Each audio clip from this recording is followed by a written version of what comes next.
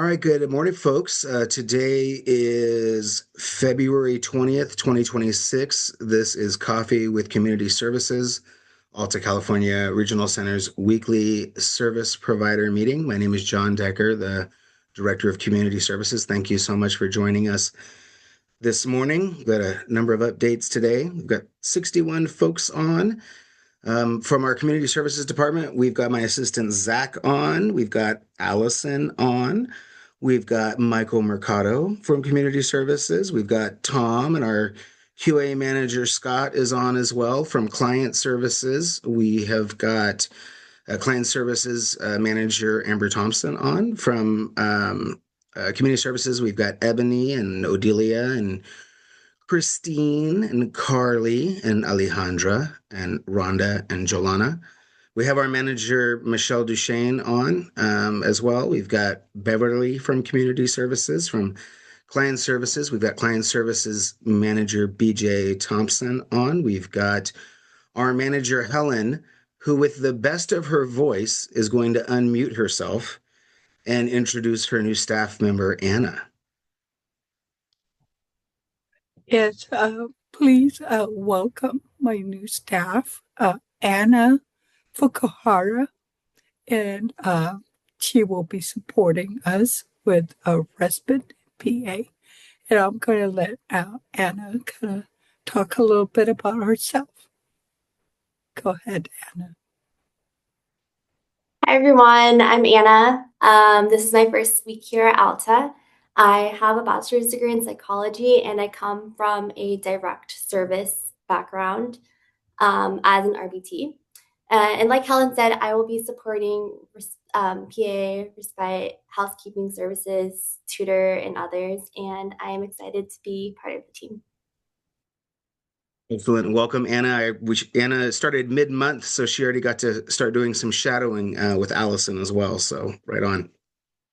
Additionally, from Community Services, we have Wason on and Jordan, our manager for specialized services and supports. We've got additionally Mason, Alina, Virginia, and Jessica and Brandy on. Additionally, Christy Iwasa, and from Client Services, we have our Client Services Manager from Woodland, Veronica, on as well. Good morning. For our agenda today, we are going to get a Deaf Culture 101 and Sign of the Week from Michael Mercado. We are going to have a discussion about the hold harmless ending for those that applies to. We're going to provide some updates related to quality incentives. We are going to create a space for us to discuss some of the challenges that have existed with our service providers and being able to access the surveys and the other requirements for the quality incentives. The department, for the first time in many, many years, has provided a new updated listing of all of the service codes. And so we're going to share that with you as well. For those of you that would be interested in some of the more the greater description of that. Harley's going to share about the DSP collaborative event that's coming up here pretty shortly and the new commercial for that. We have an upcoming DSP conference in Sacramento located near our office being put on by the CPC IDD. So I'll get something for that up to share with you all as well. And Virginia is going to share with us about Dr. Lori Eldridge's survey that went out. And we've got some other events calendar things as well. But I am first going to throw it over to Michael Mercado and spotlight him. And I'm going to note that and thank Michael for doing a screening of Deaf President Now for our client services managers and leadership. So just want to acknowledge Michael and thank him for sharing that with us this week.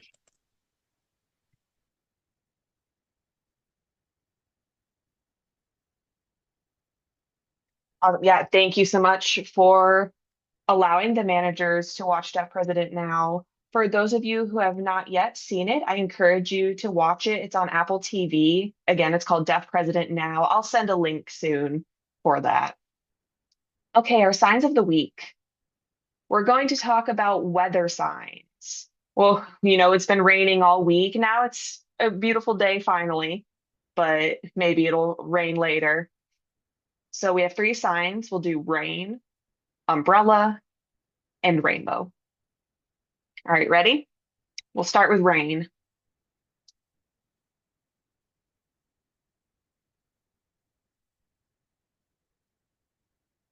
Good, rain. And then so you do it a little quicker.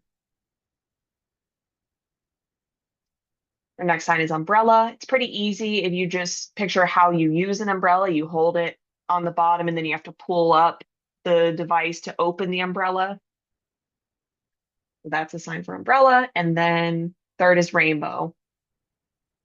So you have you do a forehand, face your palm towards you and make the shape of the rainbow. Or you will also see it like this, either one. I tend to sign it with one hand. All right, now we'll do all three again. We have rain, umbrella, and rainbow. Good job, everyone. I'll send you that link as usual so that you can get more practice in.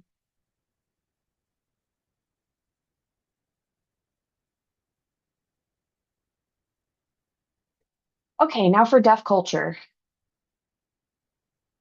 I want to talk about another new piece of technology.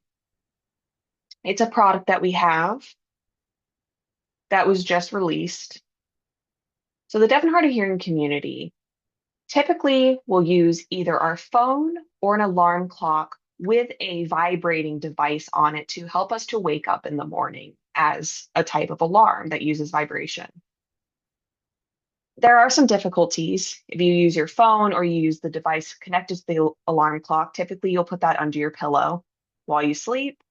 Some of us toss and turn. We move a lot in our sleep. Maybe the phone or the device will fall onto the floor.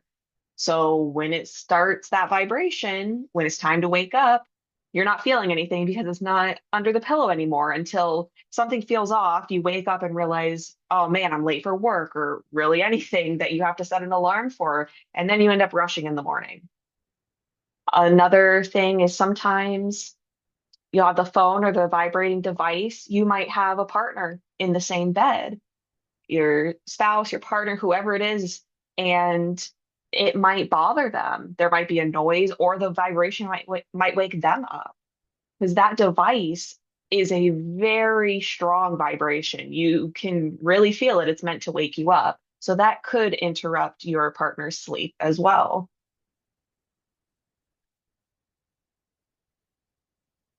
Now, this new product, people have come up with different ideas to try and find a better way to lessen the disruption for a partner or to lessen missing your alarm in the morning. This new product is called a Rise Band. So I'll share my screen, and I'll show you what that looks like.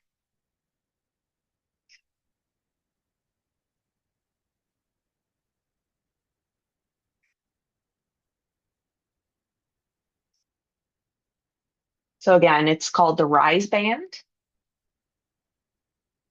So how does this band work? So it's similar to an Apple Watch or any type of smartwatch. You might have like a fitness tracker. You wear it on your wrist. It's a lot simpler, it's lighter, and it's very easy to use and is comfortable for sleeping. The band itself has vibration in it. There's no sound. You don't have to worry about if it's your phone or that other device. You don't have to worry about it falling out of the bed. So it's a very cool device. You can see these pictures. You can even have the time on it. And all you have to do is it's a touch screen to change the alarm when you want to set it for and what time you would like it to go off. It's very nice because you can also adjust the vibration strength. So it's a light vibration to a much stronger one. So this is new. This was just released, and many deaf content creators have been making videos about this, explaining their experience. It's been very positive so far.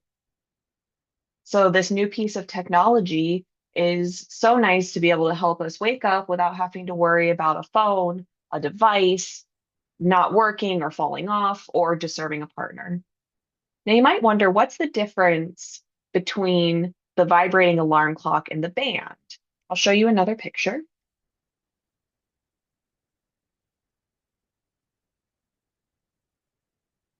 So you can see, so the alarm clock with the vibration device and then the band.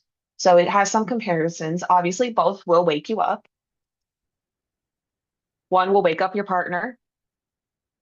The vibration will, and with the band, it will not. It's silent.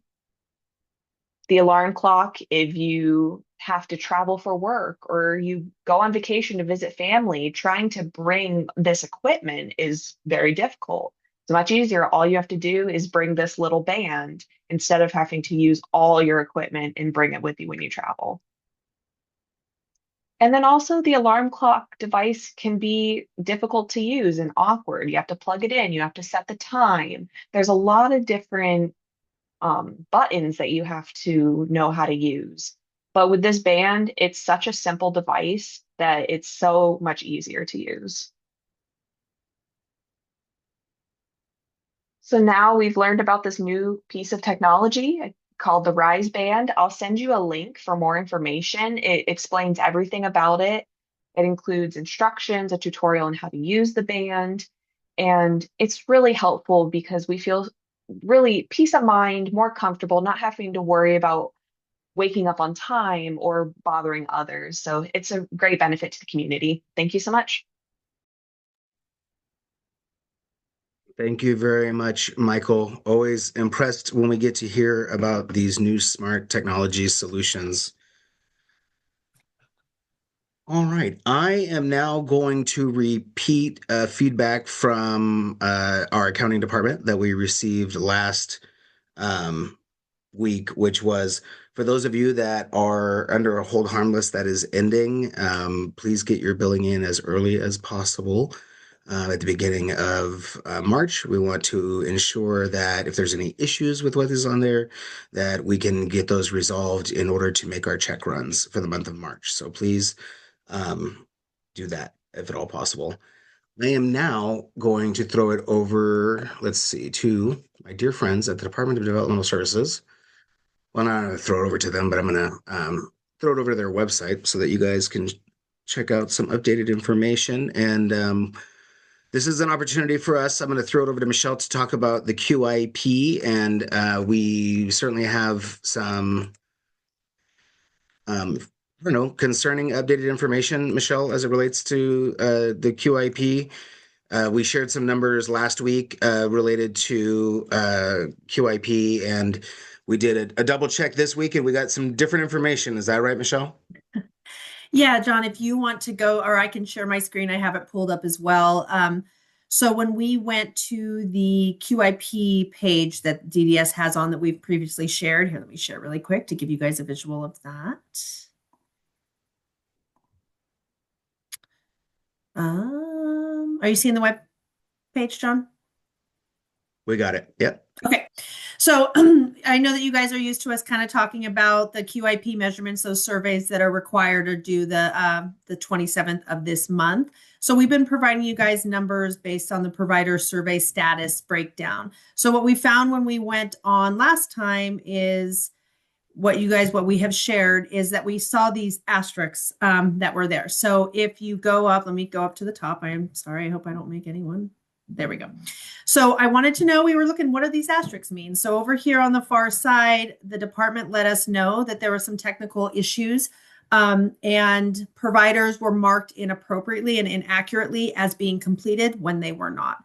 So what we are finding is that many providers that if you guys were checking and it showed that you were complete, there are now some that were marked incorrectly. And so we're just advising providers, please go in, recheck, even though it said complete in the past, please recheck your status because it looks like there were some errors in developing the last report, which was created on 1/22. And so they have corrected that by adding these asterisks that were marked that. So we just wanted to have everyone go back and double check their status if they had in the past. So the unfortunate number of that is we went from what we believe to be 133 that we had remaining, and now that DDS has updated their list, we had 375 remaining at the on Tuesday. So again, it's extremely important for us that we have our service providers receiving their full rates, and so we're going to talk about this a little bit more, but there is some directives that have come out related to this too. But we just as a reminder to folks to, please complete your QIP activities. We've done a lot of outreach. I understand the department is going to be doing some more outreach to people as well that they have not heard back from. There is some directives going to the regional centers page here. Hopefully everyone's seeing that. Yep. And then I'm going to go over to directives to regional centers. And we've got a couple different ones that are on here. One we talked about briefly during the last meeting, which is there is some new guidance as it relates to QIP eligibility updates. And that is some of this information right here, which is for the quality incentive rate for providers doing so, regional centers will apply the QIP rate component on the first of the month that begins not sooner than 60 days after eligibility is verified. So there was concerns previously about a wait list to be able to get back into the QIP for some of those QIP eligible services. But it is something that, and again, this is specifically for HCBS, EVV, and independent audits or reviews. And so we know that if you haven't done those three things, then you don't get any chance to go above 90% as it relates to your rates. I am now going to go over to the other directive that came out, and Michelle had the opportunity to sit in during a training that DDS did as well related to this one. And so this is the new directive for new providers that are going to be receiving the quality and how they're going to receive the quality incentive. So is that good, Michelle, to leave that right there? Yeah, that's perfect. Yeah, so previously when these surveys came out, right, the department had identified that those surveys were based on data and billable services for the fiscal year 24-25. So the directive also said that further direction and further surveys were going to come out for providers that fall within these categories right here in these bullet points. So anyone that was vendored after July 1st or were re-vendored as part of the rate reform, reactivated within the fiscal year 25-26, became a vendor within the fiscal year 26-27, or were active but not billing for services in 24-25. So what the department has identified is, though, if you fall within those categories, you will receive if you scroll down a little bit more, you're going to receive an initial QIP survey. It's a little bit farther down. So you will be required to do the EVV and those kind of things, but there is an initial survey that they will be sending you right there, John. And they've identified that was sent out on the 6th of February. So I know this came out on the 11th. So if you were in there and there was no survey, again, we're just telling everybody, please go back, log into the provider directory, because they've identified if you fall within that category, you should have received an initial QIP survey in your dashboard on the 6th of this month. Well, thank you very much, Michelle. As I said, we just want to make sure that folks are aware of all the new directives that are coming out related to this and some of the changing guidance that we have. I will just say that in every vendor meeting that I have been attending, I have heard concerns or complaints related to kind of what Michelle talked about earlier, a lack of clarity about completion of some of the surveys and activities. Just as we talked about, I don't know, like over a year ago when we talked about getting into the provider directory in the first place, I just want to encourage all of you to please keep copies of your correspondence with the Department of Developmental Services that you may have had. And we also recognize that, and Michelle missed this a couple weeks ago, but you were thanked, Michelle, for your support for our service providers that did not have the correct information related to their audits. And so please don't hesitate to reach out to us as well if you feel like there's some inaccuracy that may have occurred. But otherwise, we are certainly aware that there's been challenges with people and being able to do the surveys. All right. Any questions about that? I'll check the chat real quick. Perfect. All right. What I would like to do now is we have back on course education on here. And so, Shenadora, I wonder if I could throw it to you to do your presentation and share about your service. Yeah, sure. Thank you. Let me share my screen real quick.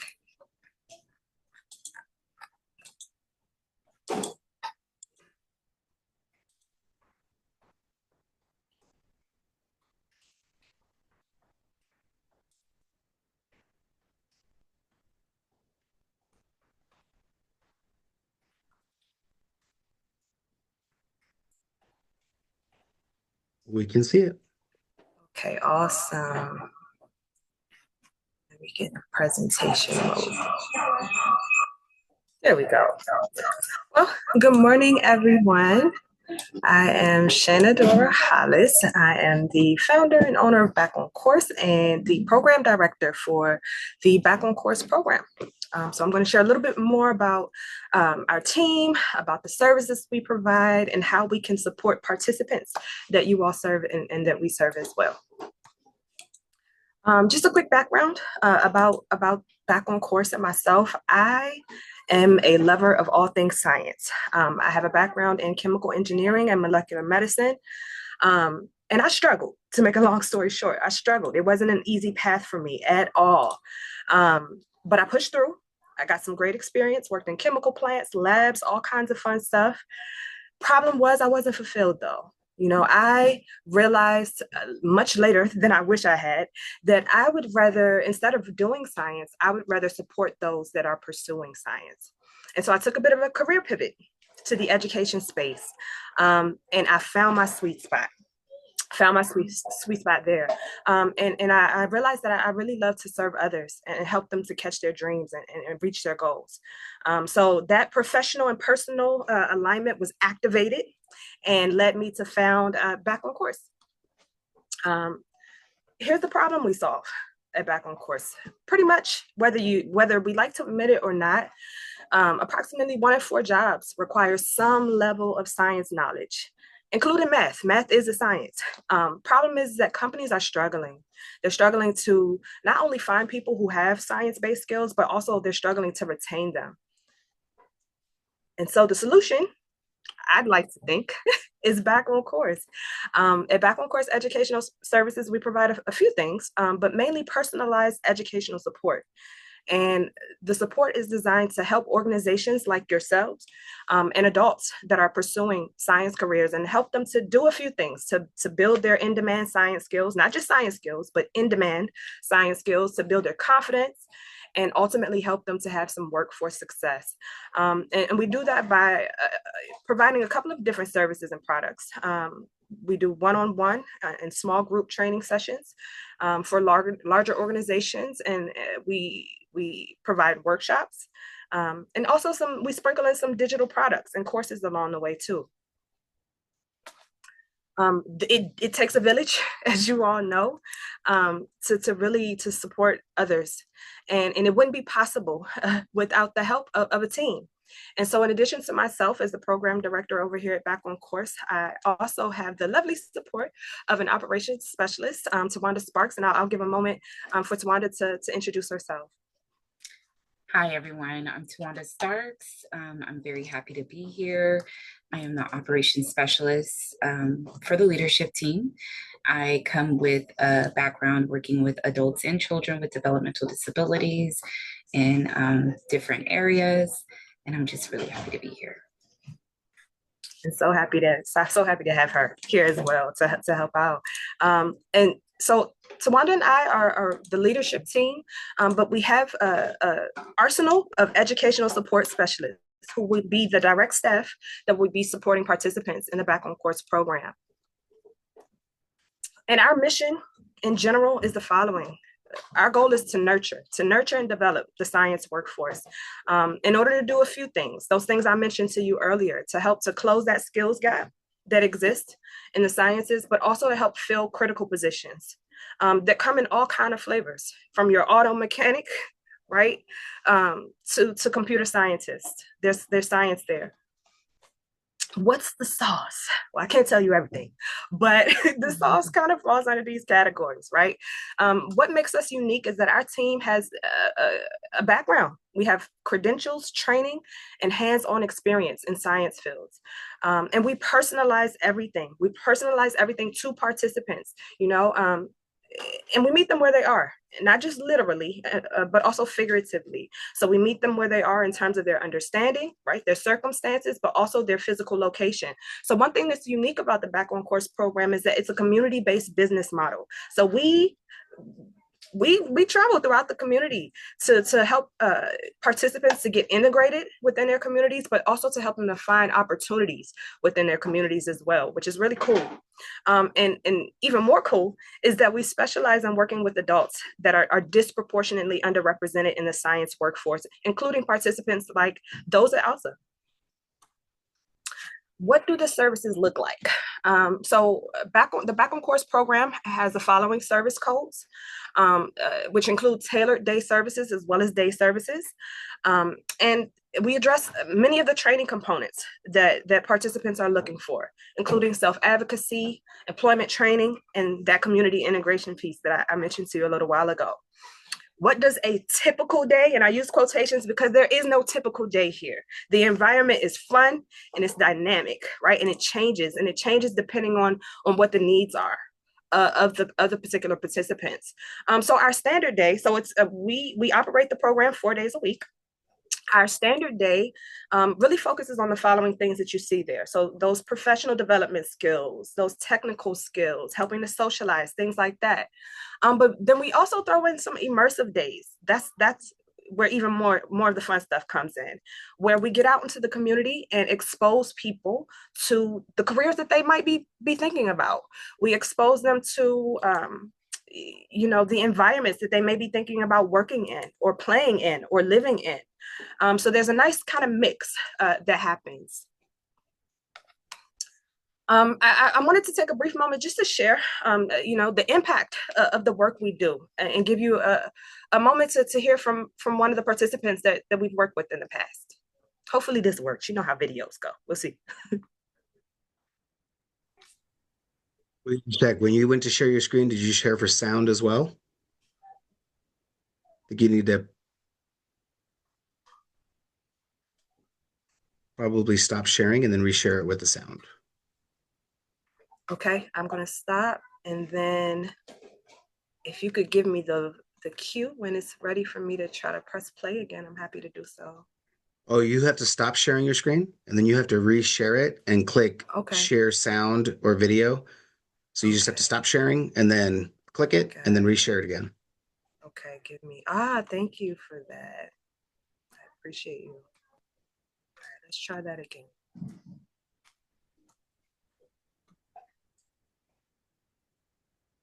Hi, my name is Vanessa, and I met Shanadora during the most chaotic time of my life, college. I think that's enough said. I was just learning how to navigate this new world, and she came at the most perfect time. She supported me through learning time management, which is key in college. I did not have that down at all. She definitely kept me in check. I had the most trouble with that, and even just being kind to myself. And she truly encouraged me to become a better version of myself, and the impact that has made in my life now is tremendous. And she showed me that I needed to create a village that was going to support me for my next endeavors, and a village of people that weren't only going to cheer me on and support me, but those that were going to tell me like it is. So she's definitely helped me with that, and her mentorship quickly became a friendship and after college, and I'm just so grateful for that. And her great level of care in both roles as a mentor and now friend just genuinely warms my heart. And She truly cares for people and doesn't just want someone to get to their destination. She wants to see growth and transformation, and in order to see them thrive. So I'm very grateful for her. Hi.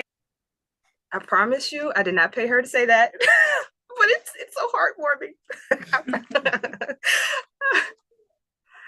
All right. Let's see if I can back out of this.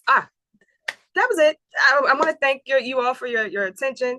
And I'm happy to answer any questions if you have them. If not, our contact information is in the bottom left. So, please reach out. We're here and we're happy to support you all too. Thank you so much for sharing. And it's always nice to have a little video as well. So that's pretty cool. Can you put your information in our chat just in case people might want to email you or reach out to you? We have 101 folks on and lots of folks from case management. So, and you've got some vacancies and ability to serve more and more folks. Is that correct? Yes, indeed. Yes, Awesome. Indeed. Let's keep the party coming. And I'll go ahead and drop that information in the chat. Thank you for your time. Thank you again for the presentation. Can I think Michelle, there's a request in the chat for you to reshare how to check the QIPE stuff. Would you mind sharing your screen with DDS's website and letting folks know, kind of navigating to where that information is one more time, please?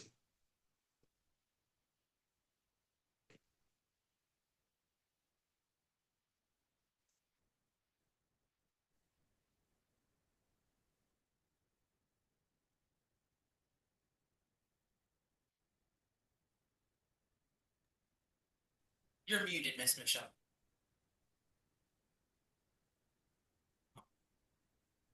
You're still muted. You're still muted. Sorry.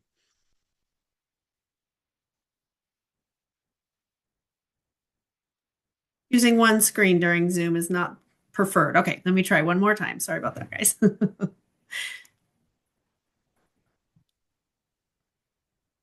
Okay.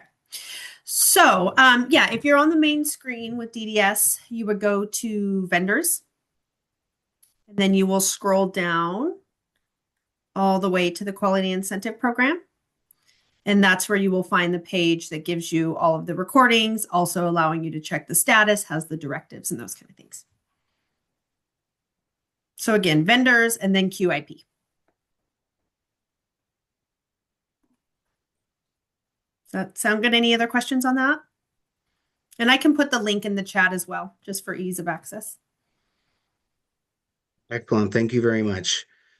I had a meeting yesterday with Teresa Anderson from the California Policy Center on Intellectual and Developmental Disabilities, and she wanted to make sure that we promote the upcoming event that they are having on May 27th and 28th. This is about, I don't know, maybe like a mile from our office, if that, at the North Natomas Community Center. I'm going to drop all of this information in the chat because it includes information with her contact information as well as information related to registration for this. I believe this came up during our provider advisory committee meeting, and we discussed, apparently that is way too many characters to put into this. So I am just going to include the dates and the prices. And so you guys can look at that. So day one is going to be what they call a World Cafe. We did something similar to this,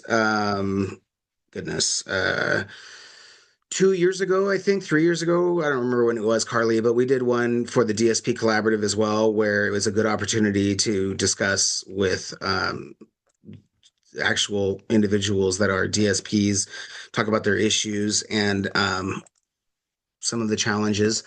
This one is May 27th. The first day is going to be dedicated entirely to DSPs. They're going to be participating in those sessions. There's going to be skill building, some leadership opportunities. And then the second day is DSPs and executives together to collaborate on solutions to advance workforce stability and quality and equity across the state. And this event is co-hosted by California Policy Center on Intellectual and Developmental Disabilities, the California Community Living Network, and the California Disability Services Association, and the Association of Regional Center Agencies. So again, hoping folks that many of you are very, very strong advocates for direct support professionals, recognize, like I do, that they are the cornerstone of our developmental services system. And so for those of you that may be interested in this, you've got plenty of time. It's not till May 27th for those that want to register. And knowing that it's like a mile away from our office, you might get a presentation from some Alta staff there as well at some point during it. So just want to encourage folks to check that out. All right, now I'm going to throw it over to Carly to share about kind of some cool things that have come up in this last week related to the DSP Collaborative.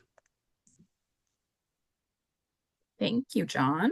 Let me pull up the little video here. As we've talked about before, we've started our expansion into the Los Angeles County area, and they're having their first Disability Industry Career Expo fair, job fair on March 5th in Pasadena. There will be 2 additional ones, locations, dates, times still to be determined for those, but we're very excited to get this up and rolling. And so I have here the news, the ad that has been going around down in Los Angeles. If many of you might remember that we did the same thing with our first couple events. John, would you mind giving me a thumbs up once I play this so I know if you guys are hearing it or not? Shout it out.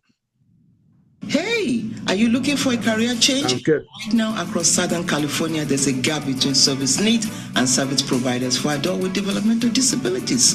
If you like making a difference and impacting lives, the DSP Collaborative is for you.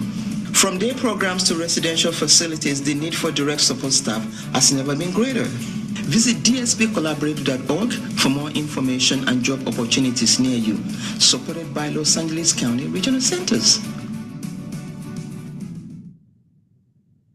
What a relief to have other people working on this other than just us, Carly. Again, adding the talent of like 7 regional centers down in Los Angeles County and their ability to do what you just saw, get the staff from our partners at South Central to put a video on advertising this. It's been playing on KTLA very frequently.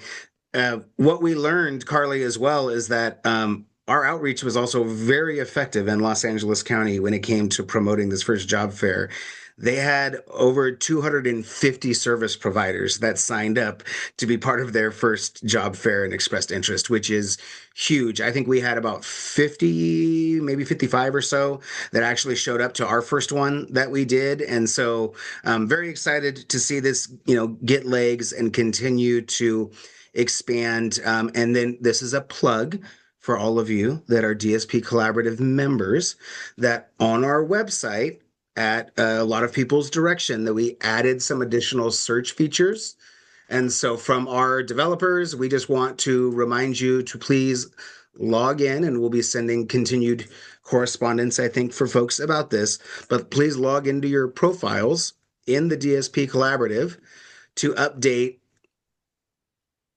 your profile. So again, the search that we have enabled will allow folks to look at different types of jobs, but we need you guys to log in again and again update your profiles. Super happy to have the Los Angeles County map on here, and we've got a new video that's been uploaded here as well for the collaborative. So again, just very excited, and we'll be looking forward in 2027 to this being statewide as well. But again, it's just very nice to have the support of the other regional centers for this cool initiative. Alrighty. I am going to throw it over to Virginia Gabby on Jordan's team to share about an opportunity for some stakeholder feedback, I believe, from our service or from our clients. So Virginia.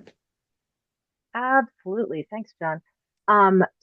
So for the last probably almost 2 years, ACRC has partnered with Dr. Lori Eldridge to really understand and the impact that substance use disorders have with our clients who have IBD. And Dr. Lori and ACRC understood that there are very few educational resources out there about substance use disorders and IBD. And so we began working on a train the trainer model and to bridge the gap. And so that train the trainer model, we train 50 people who train 50 people who train 50 people, and so on and so forth. And it continues, which is awesome. We're at a space and place now where we'd like to continue identifying and understanding where the gaps may be.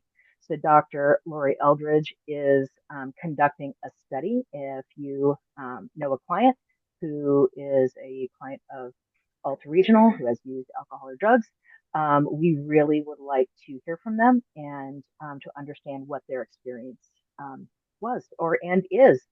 So if you can see the name and the number and where to call, if you have somebody who would be interested in doing about a 30-minute interview, that'll be recorded. We'd love to be able to talk with them. Dr. Lori would love to be able to talk with them. And I will go ahead and I will post this flyer in the chat.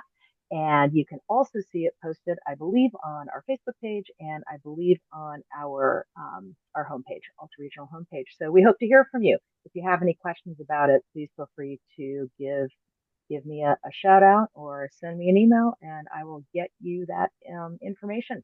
Thanks so much, John. Hey, Virginia, I have a quick question, John, if that's okay. Yeah, go for it. At this point, so what is her goal? Does she have a goal of how many clients she's hoping to interview, and is there a deadline? Awesome question. So we are looking at about 10. We'd like to interview around 10. We were playing with that number a little bit, and it's like, could it be 3? Could it be 5? Could it be 6? So we're like, no, let's go ahead and let's go for 10. Yeah. And so we'd like to be able to get these done probably by the end of March. That's our timeline right now. Mm-hmm. Thank you so much. Absolutely. Thanks. Again, if you were a vendor actively 13 years ago or so, the way I talk about housing now is I used to talk about substance use disorder. And that was a big project at our regional center years ago was our Mental Health Services Act grant. At that time, Lori, Dr. Eldridge was at the Milieu Center there and hosted our trainings that we did for service providers. This grant is being replicated right now at Westside Regional Center. There were things I wanted to bring up was that part of the things that we included in here was peer mentoring and finding individuals that were in recovery, that were people that had substance use disorder previously. And they're doing that down at Westside right now. But I just illustrated that it is so valuable to get the voice of people with like the lived experience of going through this for us to really be able to examine like how we can better serve, individuals with developmental disabilities with, sometimes co-occurring substance use disorder, mental health diagnoses as well. And so there's still a lot of great materials that have been developed that are on Alta's webpage that you guys are welcome to check out as well. There's even the recorded training that we did for our service coordinators. So you can see me before I was all gray with a big old long beard. If you look at old videos. So let me drop that in the chat for you guys and just again recommend that if you know anyone that might be able to help with this, Dr. Eldridge has already published a study about the opportunities for services and supports for people with developmental disabilities. And sorry about that. My little power outage happened again, Jordan, just like this morning. Oops, we're all good. We're all good. We can hear you. Yep. So just want to encourage folks about that. Hopefully I dropped that in the chat for folks if they want to be able to check out our substance use disorder grant materials that we created at our regional center as well.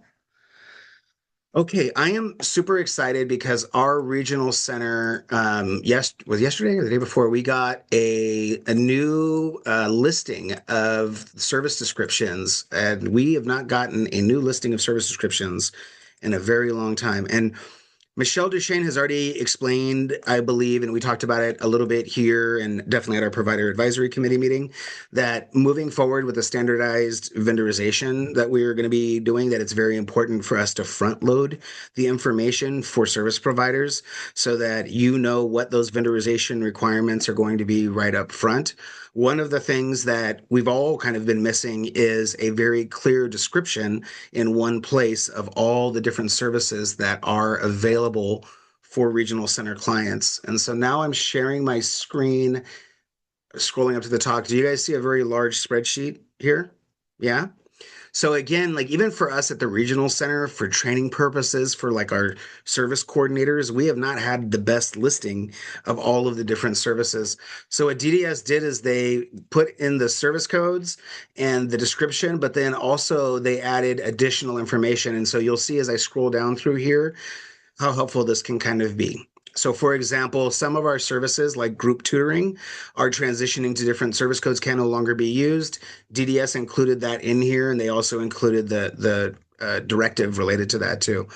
Just envision that moving forward, like we're going to have all of this information on our website as well for anyone that's like an applicant so that they know of all the different descriptions of the service codes. Again, things like the START model. I don't believe we ever had a clear service code description, Jordan, of like the START model services 029 in here, the intensive transition services, those types of things either. Like we haven't done that previously, but now we have that information. 048, Beverly's favorite service code, is one that is going away and is moving to different services. And so they've got that information included in here. They've got the information for 055. And the transitions, the service code can no longer be used unless the department approves an exemption. And then they've got the information for the directives there. Same thing for 063. But it's cool. Like we have all this coordinated family support services pilot information in here that is now super easily accessible along with that. And I keep seeing our staff doing more and more vendorizations for coordinated family supports. So again, I'm hoping, at least for all the client services folks that are on here, you know, it's a new service and it's a pilot, but encouraging it, you know we've got a really large group of aging clients living with their aging caregivers that would really benefit from helping coordinate some of the services that are going on. And this is a great way to look at doing that. Let's see. Housing access services is another one where we have never had the full description of housing access services available from the department. The only thing that we've had is like the original documents from CMS when that service code was created. So just want to illustrate that this is now available on DDS's website. And for those of you, what I want to I'm going to stop sharing real quickly here and just kind of illustrate what I mentioned yesterday. We're front loading a lot of this information for the standardized vendorization on our website because we also want to be like very transparent right up front with people that are applicants about what our needs are for different types of services. We had a vendor, was that yesterday morning? Yeah, we had a vendor yesterday morning that was in our meeting and was saying, oh, we have heard about respite and the respite needs that are going on. What do you think about us submitting a vendorization for respite? And that was my response is that we have 34 pending respite vendorizations right now that have not been completely processed yet. So I don't know that we need 34 new respite agencies in the first place, but that's what we have right now. And for us, I think it's going to just be extremely important that if we are in contact with people, that they are aware that if they are proposing, for example, a brand new supported living services agency, like I mentioned last week, that does not really offer any type of specialized knowledge base about medical or behavioral supports for individuals, only wants to serve like the Sacramento metro area, the likelihood of you getting referrals to be able to support your business is going to be minimal because we have such a saturation of those services. We mentioned our residential services yesterday, that we did 76 new vendorizations last year just for residential care facilities. And most of those vendorizations were for really high level homes.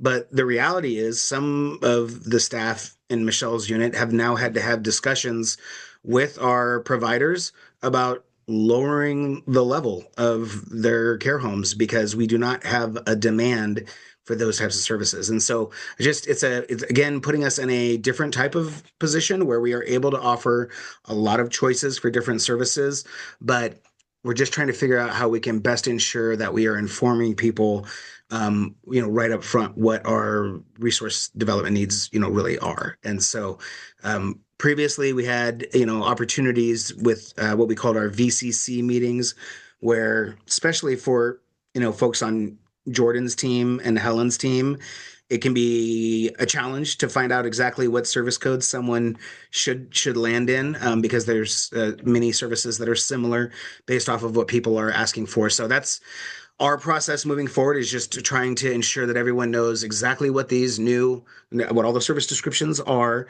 and then kind of what our needs are. Michelle Ramirez, please. Yeah. Yeah, thanks for sharing that, John. My screen cut out on part of your presentation, so I hope I'm not presenting something or asking something that you already shared. But one of the things that, we closed our in-home respite because we weren't getting any referrals. So we tried to keep it open for a couple of years and it closed. And one of the things, and with you saying that 34 respite providers are waiting to come in the door, it'd be so interesting if our system had a way by regional center to know what the needs are. I'm really excited about the fact that they're allowing us to do this really easy vendorization process and not have to have an office to expand to another region.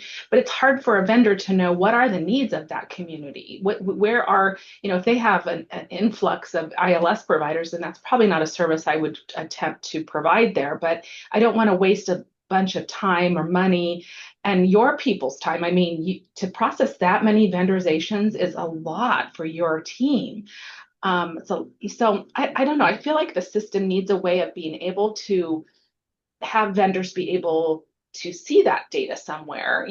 This is how many vendorizations are pending for this. This is how many service providers we have, so that we would know prior to applying if it's satiated already.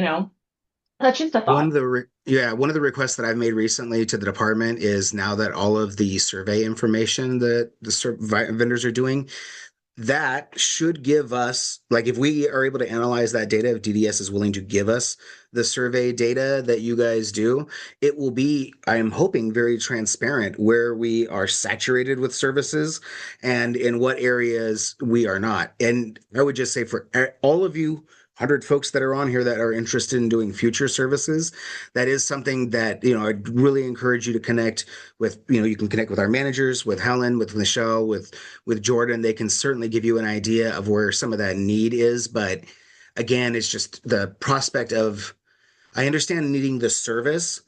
It's not necessarily always tied to needing a whole nother agency coming in to serve like that small area. California Respite Association, Eric Champa, I saw your hand up there. Oh, yes, I withdraw my comment.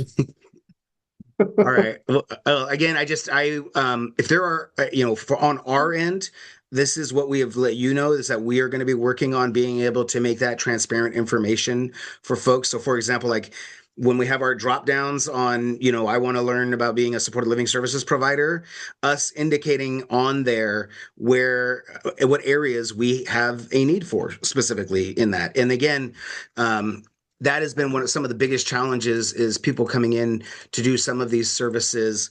I'm sorry, I'm just going to drop this in the chat here. And then are challenged because they're not getting the referrals, that are needed as well.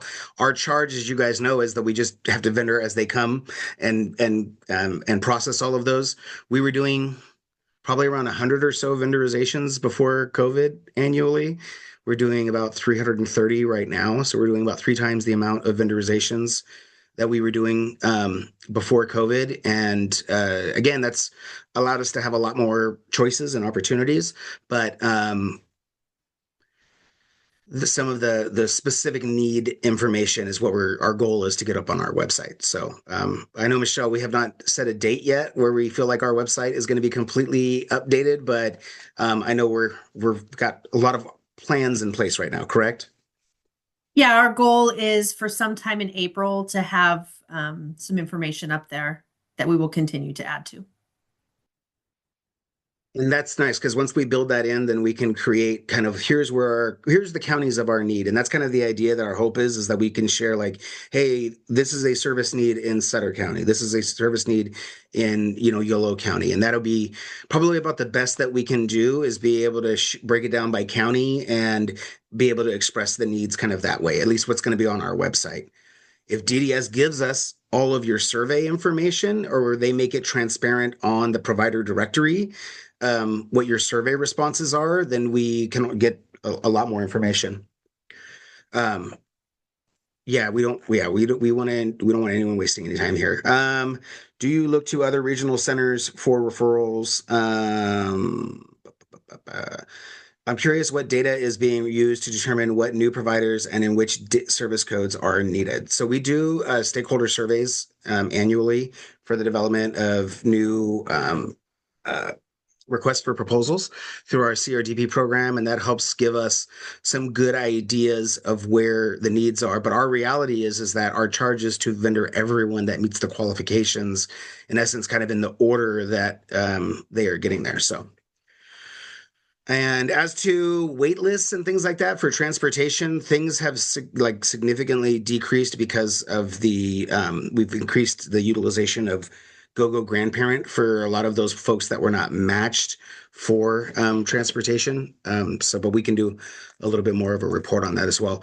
Before we close out real quick, I know I have Michelle Johnson on here who I believe wanted to give a plug about our upcoming purchase of service meetings. Hi, yes, good almost afternoon, everybody. I dropped in the chat a link to our website. We are promoting our annual POS data meeting. We're having this meeting on March 13th and March 18th. We're doing 2 meetings. The first meeting, we're going to present the data. And then the second meeting, we're going to discuss the data and receive your input. We are required by statute to have these meetings annually. And so, again, the link is in the chat. John is navigating to it on his screen, but everyone's invited. And so thank you for the space. Well, and just a reminder for folks that we've got upcoming vendor forums that you can also find on DDS's website. And I'm just going to drop this in the chat because I know last week we talked a lot about transportation. And so we do have the upcoming transportation vendor forum here next month as well. We also appreciated those of you that attended the adult services vendor forum, and thank you for the staff for creating such a great agenda for that one as well. I'm just going to drop the chat. Let's see, I'm going to drop events and calendars right there. And as far as the service code descriptions, I think I put that in the chat, but if I didn't, I'm going to put it in again. And thank you all very much for tuning in today. Appreciate everyone being here. Thank you to Shenandoah and all of our presenters as well. So everyone have a great weekend. We'll look forward to talking to folks next week. Thank you.